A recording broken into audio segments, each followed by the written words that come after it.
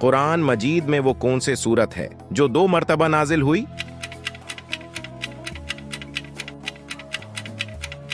सही जवाब है सूरतुल फातिहा। किस सूरत की तिलावत करने से कब्र रोशन होती है?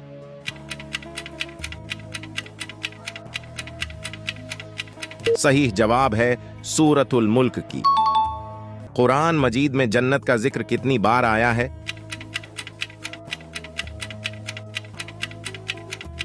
सही जवाब है 140 बार। कुरान मजीद की कौन सी सूरत सबसे आखिर में नाजिल हुई?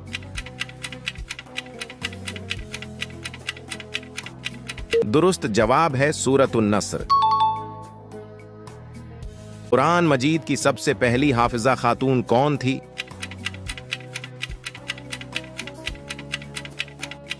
दुरुस्त जवाब है हजरत हफ्सा बिनते उमर रजी अल्लाह अन्हा।